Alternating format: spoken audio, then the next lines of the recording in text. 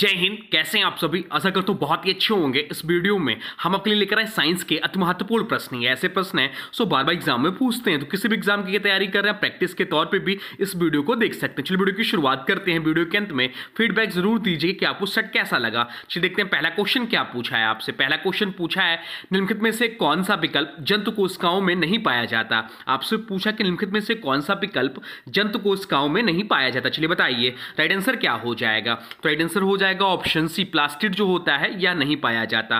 Plastid जो है केवल पादप कोशिकाओं और कुछ शैवालों में पाए जाते हैं। ये झिल्लीबद्ध कोशिकांग हैं जो प्रकाश संश्लेषण और भंडारण के कार्य करते हैं। प्लास्टिड के प्रकार क्या है? तो प्लास्टिड के जो प्रकार है वो पहला क्लोरोप्लास्ट, ये हरा रंग प्रकाश संश्लेषण में सहायक होता है। कोमोप्लास्ट, क्रोमोप्लास्ट या रंग द्रव्य प्रदान करते हैं। ल्यूकोप्लास्ट या भंडारण कार्य करते हैं, जैसे स्टार्च, तेल और प्रोटीन का। जंतु कोशिकाएं में प्लास्टिड नहीं होते हैं क्योंकि वह प्रकाश संश्लेषण नहीं करती। अब चलते हैं अगले प्रश्न की ओर, देखते हैं अगला प्रश्न क्या पूछा है आपसे। अगला प्रश्न जो पूछा है वह पूछा है जब किसी वस्तु को ऊंचाई पर उठाया जाता है तो उसमें किस प्रकार की ऊर्जा संचित होती है।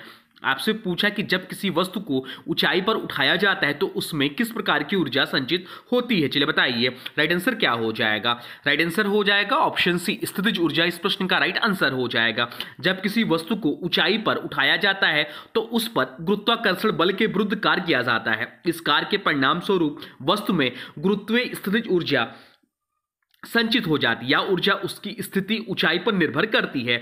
स्थितिज ऊर्जा बराबर होता है क्या? तो स्थितिज ऊर्जा U बराबर mgh होता है। क्या होता है? mgh होता है, जहां पर m जो होता है वस्तु का द्रव्यमान होता है, g जो होता है गुरुत्वीय त्वरण होता है और h जो होता है वह आपका ऊंचाई होता है। अब चलते हैं अगले प्रश्न की ओर, देखते हैं अगला प्रश्न क्या पूछा है आपसे। अगला प्रश्न जो पूछा है वह पूछा है निम्नलिखित में से किस इकाई का प्रयोग प्रकाश की तीव्रता मापने के लिए किया जाता है। आपसे पूछा है कि निम्नलिखित में से किस इकाई का प्रयोग प्रकाश की तीव्रता मापने के लिए किया जाता है। चलिए बताइए राइट आंसर क्या हो जाएगा। राइट आंसर हो जाएगा ऑप्शन है कैंडेला। इस प्रश्न का राइट आंसर हो जाएगा। प्रकाश की तीव्रता का एसआई मात्रक कैंडेला है। एक कैंडेला बराबर किसी दिशा में उत्सर्जित प्रकाश की तीव्रता या एसआई प्रणाली की मूल मात्राओं में से एक है। बाकी विकल्पों की बात करें तो मोल जो है पदार्थ की मात्रा का एसआई मात्रक है। एम्पियर जो है विद्युत धारा की का एसआई मात्रक है और केल्विन जो है वह ऊष्मागतिक तापमान का एसआई मात्रक है। अब चलते हैं अगले प्रश्न की ओर, देखते हैं अगला प्रश्न क्या पूछा है आपसे। अगला प्रश्न पूछा फोटोसिंथेसिस में कार्बन डाइऑक्साइड को कौन ग्रहण करता है। आपसे पूछा कि फोटोसिंथेसिस में कार्बन डाइऑक्साइड को कौन ग्रहण करता है। चलिए बताइए राइट आंसर क्या हो जाएगा। राइट आंसर हो जाएगा ऑप्शन सी, स्टोमेटा या रंध्र इस प्रश्न का राइट आंसर हो जाएगा। पौधे प्रकाश संश्लेषण के दौरान वातावरण से कार्बन डाइऑक्साइड ग्रहण करते हैं। यह गैस पौधों की पत्तियों की सतह पर मौजूद सूक्ष्म छिद्रों, जिन्हें रंध्र या स्टोमेटा कहा जाता है, के माध्यम से अंदर जाती है। पत्तियों की कोशिकाओं में उपस्थित क्लोरोफिल यानी कि हरित लवण सूर्य के प्रकाश की सहायता से CO2 और जल यानी कि H2O से ग्लूकोज तथा ऑक्सीजन बनाता है। इसका समीकरण क्या है? तो इसका समीकरण जो होता है 6CO2 प्लस 6H2O। जब या सूर्य के प्रकाश और क्लोरोफिल की उपस्थिति में भोजन बनाएंगे तो क्या बनेगा? C6H12O6 यानी कि O6 यानी कि ग्लूकोज प्लस 6O2। यह समीकरण बहुत ज्यादा एग्जाम में पूछता है तो यह भी ध्यान रखिएगा। अन्य विकल्पों की बात करें तो जड़ जो है या जड़ें मिट्टी से जल व खनिज लवण ग्रहण करती है, ना कि CO2। तना जो है तना पदार्थों के परिवहन जैसे कि जल, पोषक तत्व आदि में मदद करता है। गैसों का आदान प्रदान यह भी नहीं करता। बीज की बात करें तो बीज अंकुरण के समय श्वसन करता है, प्रकाश संश्लेषण नहीं। अब चलते हैं अगले प्रश्न की ओर, देखते हैं अगला प्रश्न क्या पूछा है आपसे। अगला प्रश्न पूछा है कौन सी किरणें हड्डियों की जांच के लिए प्रयोग की जाती हैं। आपसे पूछा है कि कौन सी किरणें हड्डियों की जांच के लिए प्रयोग की जाती हैं। बताइए राइट आंसर क्या हो जाएगा। राइट आंसर हो जाएगा ऑप्शन है एक्स-रे। एक्स-रे इस प्रश्न का राइट आंसर हो जाएगा। एक्स-रे किरणें अत्यधिक ऊर्जा वाली विद्युत चुंबकीय तरंगे होती हैं। ये शरीर के नरम ऊतकों से होकर गुजर जाती हैं, लेकिन हड्डियां इन किरणों को अवशोषित कर लेती हैं। इसी कारण एक्स-रे फिल्म पर हड्डियां सफेद और बाकी ऊतक गहरे दिखाई देती हैं। यह तकनीक रेडियोग्राफी कहलाती है, जिसका प्रयोग फ्रैक्चर, हड्डियों के रोग और दंत जांच में किया जाता है। अन्य विकल्पों की बात करें तो गामा रे जो है या अत्यधिक ऊर्जा वाली किरणें जो कैंसर के उपचार में उपयोग होती हैं, हड्डी जांच में नहीं। अल्ट्रावायलेट जो है ये त्वचा व कीटाणुनाशक उद्देश्यों में प्रयोग होता है। और इंफ्रारेड जो है ये उष्मा प्रदान करने वाली किरणें हैं, चिकित्सा में गर्मी उपचार हेतु उपयोग होती हैं। अब चलते हैं अगले प्रश्न की ओर, देखते हैं अगला प्रश्न क्या पूछा है आपसे। अगला प्रश्न पूछा जल का विद्युत अपघटन करने पर क्या प्राप्त होता है। आपसे पूछा है कि जल का विद्युत अपघटन करने पर क्या प्राप्त होता है, चलिए बताइए राइट आंसर क्या हो जाएगा। राइट आंसर हो जाएगा ऑप्शन ए, ऑक्सीजन और हाइड्रोजन प्राप्त होता है। जल यानी कि H2O, जल यानी कि H2O दो तत्वों हाइड्रोजन और ऑक्सीजन से बना होता है। जब जल में विद्युत धारा प्रभावित की जाती है तो जल के अणु टूटकर इन दोनों गैसों में विभाजित हो जाते हैं। जैसे 2H2O, इसका जो समीकरण होगा वो 2H2O, जब इलेक्ट्रिक करंट या इलेक्ट्रोलाइसिस होगा तो क्या बनेगा 2H2 और प्लस O2 बनेगा। तो ये चीज ध्यान रखिएगा। या जो एनोड पर ऑक्सीजन व कैथोड पर हाइड्रोजन प्राप्त होती है। अब चलते हैं अगले प्रश्न की ओर, देखते हैं अगला प्रश्न क्या पूछा है आपसे। अगला प्रश्न जो पूछा है वह पूछा है डीएनए का पूरा नाम क्या है, बताइए राइट आंसर क्या हो जाएगा। सरल प्रश्न है, आपको इसका राइट आंसर आना चाहिए, बताइए राइट आंसर क्या हो जाएगा। डीएनए का पूरा नाम क्या है, तो डीएनए का जो पूरा नाम है वो है deoxyribonucleic acid. Option B इस प्रश्न का राइट आंसर हो जाएगा। डीएनए यानी कि डीऑक्सीराइबो न्यूक्लिक एसिड एक आनुवंशिक पदार्थ है जो जीवों के वंशानुगत गुणों को नियंत्रित करता है या जीवित प्राणियों की कोशिकाओं के नाभिक में पाया जाता है। डीएनए की संरचना डबल हेलिक्स होती जिसे जेम्स वाटसन और फ्रांसिस किक ने प्रतिपादित किया। डीएनए 4 नाइट्रोजन युक्त क्षारों से बना होता है। कौन कौन से, तो एडेनिन, थाइमिन, गुआनिन और साइटोसिन, इन 4 नाइट्रोजन युक्त क्षारों से बना होता है डीएनए आपका। अब चलते हैं अगले प्रश्न की ओर, देखते हैं अगला प्रश्न क्या पूछा है आपसे। अगला प्रश्न पूछा है पानी में घुलनशील विटामिन कौन कौन से हैं। आपसे पूछा है कि पानी में घुलनशील विटामिन कौन कौन से हैं, चलिए बताइए राइट आंसर क्या हो जाएगा। राइट आंसर हो जाएगा ऑप्शन बी और सी जो है पानी में घुलनशील विटामिन है। विटामिन 2 प्रकार के होते हैं, एक होता है पानी में घुलनशील और एक होता है वसा में घुलनशील। तो पानी में घुलनशील विटामिन जो होते हैं वो होते हैं विटामिन बी कॉम्प्लेक्स, जैसे कि B1, B2, B3, B5, B6, B7, B9 और B12। और एक होता है विटामिन सी जिसका रासायनिक नाम है एस्कॉर्बिक अम्ल। ये दोनों जो है पानी में घुलनशील विटामिन होते हैं। ये शरीर में भंडारित नहीं होते, इसलिए इन्हें नियमित रूप से आहार से लेना आवश्यक है। और वसा में घुलनशील विटामिन जो होते हैं वो होते हैं आपके विटामिन ए, डी, ई और के। ये शरीर की वसा ऊतकों और यकृत में संचित रहते हैं। अब चलते हैं अगले प्रश्न की ओर, देखते हैं अगला प्रश्न क्या पूछा है आपसे। अगला प्रश्न पूछा है मनुष्य के शरीर में लाल रक्त कोशिकाओं का निर्माण कहाँ होता है। आपसे पूछा है कि मनुष्य के शरीर में लाल रक्त कोशिकाओं का निर्माण कहाँ होता है, चलिए बताइए राइट आंसर क्या हो जाएगा। राइट आंसर हो जाएगा ऑप्शन बी, अस्थि मज्जा यानी कि बोन मैरो में। लाल रक्त कोशिकाओं जिन्हें एरिथ्रोसाइट्स भी कहा जाता है का निर्माण अस्थि मज्जा में होता है। विशेष रूप से इसका जो निर्माण होता है वह अस्थि मज्जा में होता है।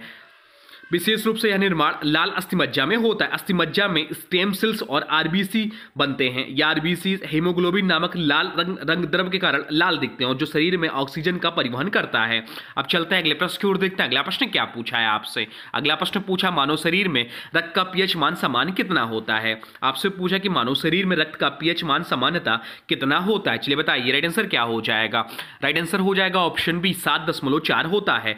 मानव रक्त का सामान्य पीएच मान लगभग 7.35 से 7.45 के बीच होता है। कितना, 7.35 से लगभग 7.445 होता है। इसका औसत मान 7.4 होता है जो इसे हल्का क्षारीय बनाता है। यदि रक्त का पीएच इससे कम या अधिक हो जाए तो यह एसिडोसिस या अल्कोलोसिस जैसी गंभीर स्थितियों को जन्म दे सकता है। अगर पीएच मान 7 है तो वह तटस्थ होगा, अगर पीएच मान 7 से कम होगा तो अम्लीय होगा और पीएच मान अगर 7 से अधिक होगा तो वह घोल जो होगा क्षारीय होगा।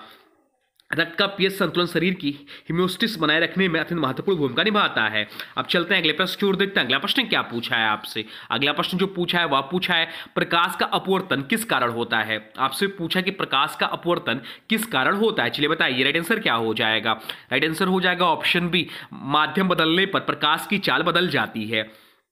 जब प्रकाश एक माध्यम से दूसरे माध्यम जैसे वायु से जल में प्रवेश करता है तो उसकी गति बदल जाती। इस चाल में परिवर्तन के कारण प्रकाश किरण मुड़ जाती है। इस घटना को अपवर्तन कहा जाता है। प्रकाश की आवृत्ति समान रहती परंतु तरंग दैर्घ्य जो और गति बदल जाता है। सूत्र जो इसका होता है वह होता है n बराबर C अपॉन बी। n बराबर C अपॉन बी होगा, जहां n अपवर्तनांक, C निर्वात में प्रकाश की चाल और b जो होगा उस माध्यम में प्रकाश की चाल होगा। अब चलते हैं अगले प्रश्न की ओर, देखते हैं अगला प्रश्न क्या पूछा है आपसे। अगला प्रश्न पूछा है परमाणु रिएक्टर में प्रयुक्त नियंत्रक छड़ें किस पदार्थ की बनी होती हैं? आपसे पूछा कि परमाणु रिएक्टर में प्रयुक्त होने वाली नियंत्रक छड़ें जिसे कंट्रोल रॉड्स बोलते हैं किस पदार्थ की बनी होती है, यह आपसे पूछा है। बताइए राइट आंसर क्या हो जाएगा? राइट आंसर हो जाएगा ऑप्शन बी, बोरान या कैडमियम होती हैं। परमाणु रिएक्टर में ऊर्जा उत्पन्न करने के लिए नाभिकीय विखंडन की प्रक्रिया होती है। इस प्रक्रिया के दौरान न्यूट्रॉन निकलते हैं जो आगे और विखंडन को बढ़ाते हैं ताकि यह प्रक्रिया नियंत्रित रहे और विस्फोट ना हो। इसके लिए नियंत्रक छड़ें प्रयोग की जाती हैं। ये छड़ें ऐसे तत्वों से बनी होती हैं जो न्यूट्रॉन को अवशोषित कर सकती हैं, जैसे बोरोन और कैडमियम। अब चलते हैं अगले प्रश्न की ओर, देखते हैं अगला प्रश्न क्या पूछा है आपसे। अगला प्रश्न पूछा स्टेनलेस स्टील किसका मिश्र धातु है? आपसे पूछा कि स्टेनलेस स्टील किसका मिश्र धातु है। चलिए बताइए राइट आंसर क्या हो जाएगा? तो राइट आंसर जो हो जाएगा वो हो जाएगा ऑप्शन बी, लोहा, क्रोमियम और निकल का। स्टेनलेस स्टील एक मिश्र धातु है जो मुख्य रूप से लोहा, क्रोमियम और निकल से मिलकर बनता है। इसका लगभग लोहा जो इसमें होता है 70 से 75%, क्रोमियम 12 से 18% और निकल 6 से 10% होता है। क्रोमियम स्टील की सतह पर क्रोमियम ऑक्साइड की पतली परत बनाता है जो जंग लगने से बचाती है। निकल स्टील को चमकदार और मजबूत बनाता है। अब चलते हैं अगले प्रश्न की ओर, देखते हैं अगला प्रश्न क्या पूछा है आपसे। अगला प्रश्न पूछा मानव शरीर में पिट्यूटरी ग्रंथि को क्या कहा जाता है? आपसे पूछा कि मानव शरीर में पिट्यूटरी ग्रंथि को क्या कहा जाता है। चलिए बताइए राइट आंसर क्या हो जाएगा?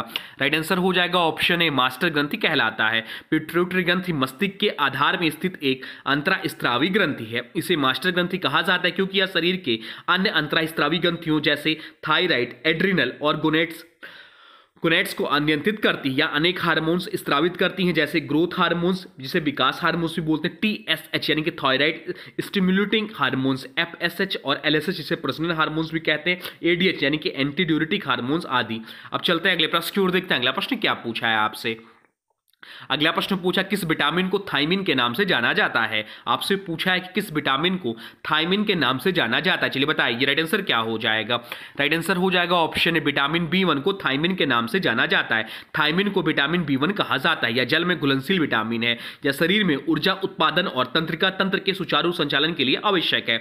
विटामिन B1 की कमी से जो रोग होता है वह बेरी होता है। इसका जो मुख्य सूत्र है वह है साबुत अनाज, मूंगफली, दालें, मांस, अंडे, दूध आदि। बाकी जो विकल्प दिया विटामिन B3 इसे नियासिन कहते हैं। विटामिन B12 इसे कोबालामिन भी कहते हैं, इसका रासायनिक नाम है। विटामिन B2 इसे राइबोफ्लेविन कहते हैं। तो ये सब नाम भी ध्यान रखिएगा। अब चलते हैं अगले प्रश्न की ओर, देखते हैं अगला प्रश्न क्या पूछा है आपसे। अगला प्रश्न पूछा परमाणु क्रमांक 92 वाले तत्व का उपयोग किस रूप में किया जाता है? आपसे पूछा कि परमाणु क्रमांक 92 वाले तत्व का उपयोग किस रूप में किया जाता है। चलिए बताइए राइट आंसर क्या हो जाएगा? राइट आंसर हो जाएगा ऑप्शन रेडियोधर्मी पदार्थ। इस प्रश्न का राइट आंसर हो जाएगा परमाणु क्रमांक 92 वाला तत्व जो है यह यूरेनियम है। कौन सा तत्व है? तो यह आपका यूरेनियम है।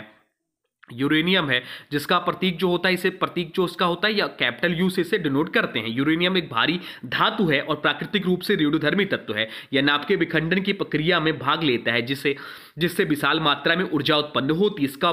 इसलिए इसका उपयोग परमाणु ऊर्जा संयंत्रों में, परमाणु बमों में नाभिक के ईंधन के रूप में किया जाता है। अब चलते हैं अगले प्रश्न की ओर, देखते हैं अगला प्रश्न क्या पूछा है आपसे। अगला प्रश्न पूछा है किसी तत्व की परमाणु संख्या क्या दर्शाती है? आपसे पूछा है कि किसी तत्व को परमाणु संख्या क्या दर्शाती है। बताइए राइट आंसर क्या हो जाएगा? राइट आंसर हो जाएगा ऑप्शन बी, प्रोटॉन की संख्या को। परमाणु संख्या बराबर नाभिक में प्रोटॉन की संख्या होता है। तटस्थ परमाणु में इलेक्ट्रॉन संख्या बराबर प्रोटॉन संख्या या तत्व की पहचान तय करती, जैसे ऑक्सीजन का 8, नाइट्रोजन नहीं, सोडियम का जो हो जाएगा वो 11 होगा। आवर्त सारणी इसी क्रम पर आधारित है। अब चलते हैं अगले प्रश्न की ओर, देखते हैं अगला प्रश्न क्या पूछा है आपसे। अगला प्रश्न पूछा डीएनए के न्यूक्लियोटाइड्स किस बंध द्वारा जुड़े रहते हैं। आपसे पूछा डीएनए में न्यूक्लियोटाइड्स जो है किस बंध द्वारा जुड़े होते हैं। चलिए बताइए राइट आंसर क्या हो जाएगा? राइट आंसर हो जाएगा ऑप्शन सी। बहुत ज्यादा इंपॉर्टेंट प्रश्न है और मैक्सिमम लोग इस प्रश्न को गलत करके आएंगे। इसका जो राइट आंसर हो जाएगा वो हो जाएगा ऑप्शन सी, फास्फोडाइस्टर बंध से जुड़े होते हैं। डीएनए यानी कि डीऑक्सीराइबो न्यूक्लिक एसिड न्यूक्लियोटाइड्स की एक लंबी श्रृंखला होती है। हर न्यूक्लियोटाइड्स में होता है एक शर्करा, एक फास्फेट समूह और एक नाइट्रोजन आधार। डीएनए की शर्करा फास्फेट रीढ़ में फास्फोडाइस्टर बंध 2 न्यूक्लियोटाइड्स को जोड़ते हैं। यानी एक न्यूक्लियोटाइड की शर्करा का 3 कार्बन अगले न्यूक्लियोटाइड्स के फास्फेट समूह के 5 कार्बन से जुड़ा होता है। बाकी विकल्पों की बात करें तो पेप्टाइड्स बंध जो होता है या एमिनो अम्लों को जोड़ता है, प्रोटीन में पाया जाता है। ग्लाइकोसिडिक बंध जो है या शर्करा और नाइट्रोजन बेस के बीच पाया जाता है पर न्यूक्लियोटाइड्स को नहीं जोड़ता। और हाइड्रोजन बंध जो है या दो डीएनए श्रृंखलाओं के नाइट्रोजन बेसों को जोड़ता है परंतु एक ही श्रृंखला के न्यूक्लियोटाइड्स को नहीं जोड़ता। तो एक ही डीएनए में न्यूक्लियोटाइड्स जो जुड़े होते हैं वो फास्फोडाइस्टर बंध से जुड़े होते हैं, तो ये चीज ध्यान रखिएगा। अब चलते हैं अगले प्रश्न की ओर, देखते हैं अगला प्रश्न क्या पूछा है आपसे। अगला प्रश्न पूछा मनुष्य की दृष्टि में रेटिना पर बनने वाली छवि कैसी होती है।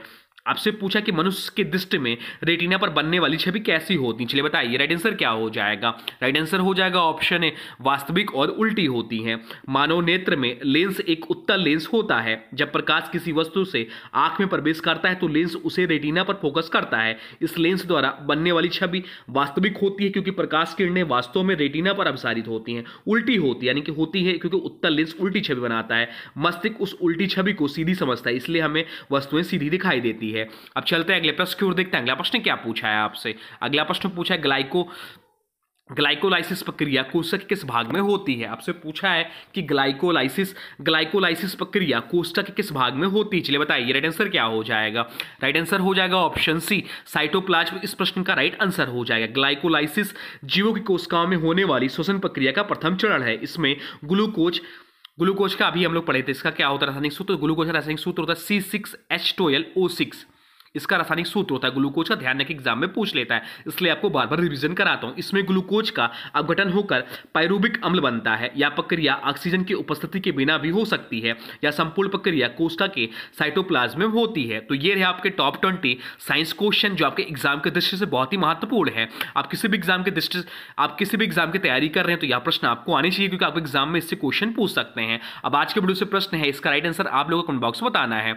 आज के वीडियो से प्रश्न है मनुष्य के शरीर में लालक कोशिकाओं का निर्माण कहां होता है। आपसे पूछा कि मनुष्य के शरीर में लालक कोशिकाओं का निर्माण कहां होता है। इसका जो भी राइट आंसर हो कमेंट बॉक्स में जरूर बताइए। और हाँ देखिए, अभी तक आपने वीडियो को लाइक नहीं किया है तो प्लीज वीडियो को लाइक कर दीजिए और चैनल पर नए चैनल को सब्सक्राइब भी कर लीजिए।